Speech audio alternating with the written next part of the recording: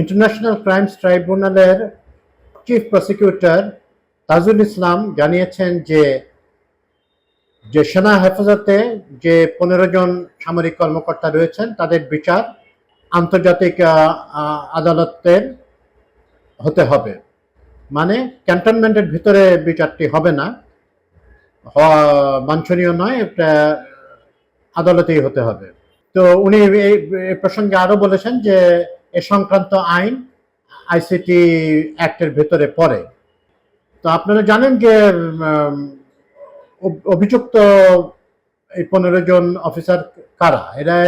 এনারা মানবতা বিরোধী কার্যকলাপে লিপ্ত থাকার অভিযোগে, গুম খুন ইত্যাদিতে লিপ্ত থাকার অভিযোগে তাদের বিরুদ্ধে গ্রেপ্তারি পরোয়ানা জারি করে আইসিটি। এই পরোয়ানাটি আসলে আসার আগেই, সেনা সদরে আসার আগেই সেনাবাহিনী বিভিন্ন নানা সূত্র থেকে জানতে পেরে তাদেরকে সেনা হেফাজতে নেওয়ার সিদ্ধান্ত নেন। এনারা সবাই সার্ভিং অফিসার এবং এদের ভিতরে একজন কবির আহমেদ, উনি পালিয়ে গেছেন ইন্ডিয়ায়, বা এরকম ধারণা করা হচ্ছে যে সে পালিয়ে গেছে। তো একটি কথাবার্তা হচ্ছে যে আর্মি অ্যাক্ট অনুযায়ী সেনা সদস্যদের বিচার ইয়েতেই মানে ক্যান্টনমেন্টের ভেতরে হতে হবে, বা এরকম একটা ধারণা মানুষের ওখানে ভেতরে ছড়িয়ে আছে। কিন্তু ঘটনাগুলি তো কোনো যে গুম খুন বা অন্যান্য মানবতা বিরোধী অপরাধের যে ঘটনাগুলি, সেগুলি তো আর ক্যান্টনমেন্টের ভেতরে ঘটেনি, এগুলো তো ক্যান্টনমেন্টের বাইরে ঘটেছে। বা এ ধরনের যে অভিযোগগুলো, সেগুলো কোনো যুদ্ধক্ষেত্র থেকে আসা অভিযোগ নয় যে ক্যান্টনমেন্টের ভেতরে এটি বিচার করতে হবে। আমাদের একটা কথা এখানে ছড়িয়ে পড়ছে, একটা যে আমাদের সেনাবাহিনীর উচ্চপদস্থ কর্মকর্তারা এই বিচারের ব্যাপারে তারা বেশ মানে তারা সন্তুষ্ট না। তারা চান না যে একজন সার্ভিং অফিসাররা তারা যাবেন আদালতে, যাবেন হাত করা টাত করা ইত্যাদি পড়া থাকতে পারে, বা আদালতে তাদেরকে প্রিজন ভ্যানে করে নিয়ে যাওয়া হবে। এই ধরনের এইটা আসলে যুক্তিটা ঠিক গ্রহণযোগ্য নয়। এই যে 23 জন প্রাক্তন বা বর্তমান কার্যরত যেসব সেনা কর্মকর্তা রয়েছেন, এদের ভিতরে একজন আবার লিভেও রয়েছেন, মানে অবসরোত্তর লিভে রয়েছেন। তো ওনারা তো পুরো সেনাবাহিনীর প্রতিনিধিত্ব করেন না। এটা তো adjutant general major general Mohammad Hakimuzzaman খুব পরিষ্কার করে বলে দিয়েছেন যে ডিজিএফআই এর এই কার্যকলাপের দায় পুরা সেনাবাহিনীর উপর বর্তায় না এবং এনারা দায়িত্ব নেবেনও না। এই ঘটনাটিকে কেন্দ্র করে, তাদেরকে হেফাজতে নেওয়াকে কেন্দ্র করে কুয়ের গুজবও ছড়িয়ে পড়ে।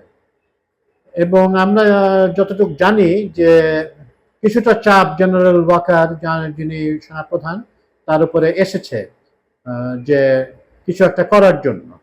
এবং এটাও বলা হচ্ছে যে জেনারেল ওয়াকার যে চিফ জাস্টিসের সাথে দেখা করেন, প্রেসিডেন্টের সাথে দেখা করেন, এগুলো সব অসমর্থিত সূত্র, আমরা একেবারে নিশ্চিত নই, কিন্তু এরকম কথাবার্তা হচ্ছে যে উনি দেখা করার মূল উদ্দেশ্য ছিল যে এই সেনা কর্মকর্তাদের মানে এই পুরা বিচার প্রক্রিয়ার বাইরে রাখার জন্য। তো তারা তো অপরাধ করেই ক্ষান্ত হন নাই, যে অভিযুক্তদের আমরা এখনই রায় দিয়ে দিচ্ছি না, কিন্তু এখানে তো ডিজিএফআই জড়িত থাকা তো মানে কোনো সন্দেহের কোনো অবকাশই নাই, এখানে তারা জড়িত ছিল। এবং পরে তারা এভিডেন্স ট্যাম্পারিংও করেছে, তারা টাইলস খুলে ফেলেছে, তারা ঘরের বিভিন্ন রকমের পেইন্টিং করেছে ইত্যাদি করে, রং টং করে, তারা যাতে আইসিটির ইনভেস্টিগেশনে যত রকমভাবে বাধা দেওয়া যায় সেগুলো করেছে। আর কুয়ের ব্যাপার হচ্ছে যে সেনাবাহিনীতে আমার মনে হয় না যে ওয়াকারুজ্জামান এ ধরনের একটা পদক্ষেপ নেবেন। এটা এই জন্য না যে 5ই আগস্টে উনি চাইলে ক্ষমতা নিতে পারতেন, এই জন্য নেবেন না, উনি পারতেন কিনা সেটা নিয়ে সন্দেহ আছে। আর এই উনি সমর্থন পাবেন কিনা সেটা নিয়ে আমার মনে হয় না যে উনি এ ধরনের উদ্যোগের কথা ভাবছেন। এবং যদি তাকে অন্যান্য যেসব চক্র তাকে এগুলো বলছে বা বলার চেষ্টা করছে, তারা কি across the board rank and file soldier এবং অফিসারদের মনোভাব জানেন? আমরা তো জানি যে ওনারা চান না এই ধরনের দুষ্ট খত সেনাবাহিনীতে থাকুক। মানুষের শরীরে আপনার একটা ক্যান্সারাস গ্রোথ হইলে তো সেটাকে কেটে ফেলতে হয় মানুষ নিজে বাঁচার জন্য।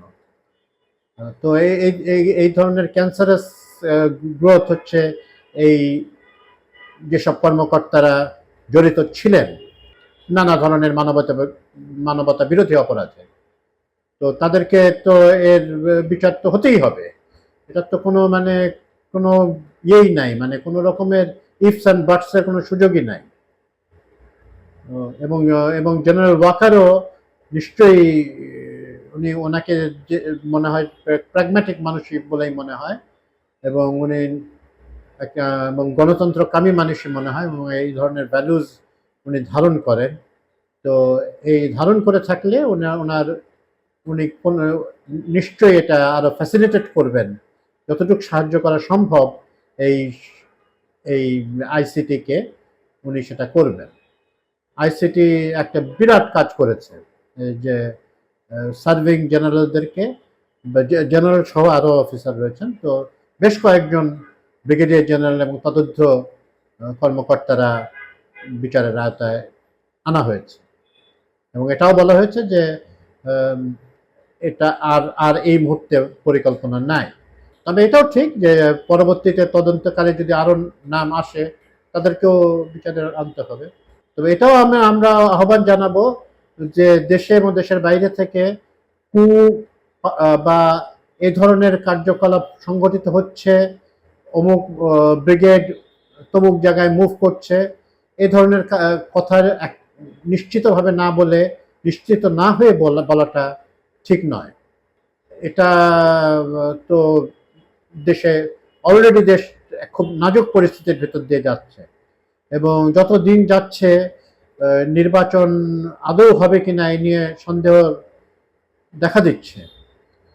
আমি যদি আমাকে 3 মাস আগে জিজ্ঞেস করা হতো যে নির্বাচন হবে কি হবে না, আমি নিশ্চিতভাবে খুব কনফিডেন্টলি বলতে পারতাম যে নির্বাচন তো হতেই যাচ্ছে। এখন এটা অত হবে বলেই আমার ধারণা, কিন্তু অত কনফিডেন্স নিয়ে এখন বলা যাচ্ছে না।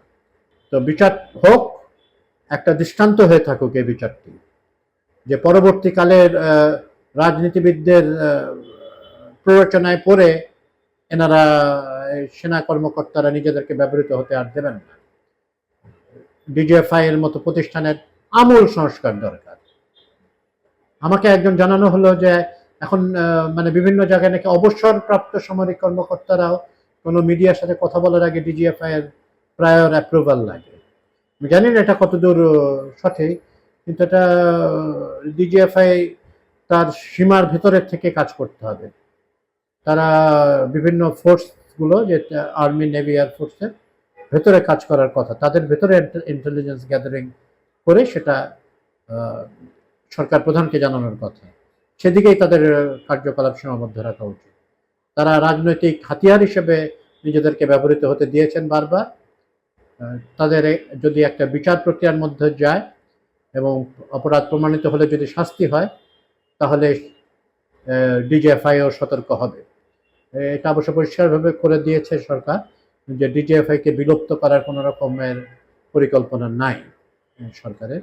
ডিজিএফআই থাকুক, কিন্তু যদি এটা এত প্রয়োজন হয়ে থাকে তবে এটা সংস্কার করে থাকতে হবে। এটা দেশে আমরা বহু সংস্কার বলি, তো এই ধরনের তারা কার্যকলাপে জড়িত হয়ে পড়বেন, এটা ঠিক না। কোনো অবৈধ আদেশ মানতে কোনো সরকারি কর্মকর্তা বাধ্য নন।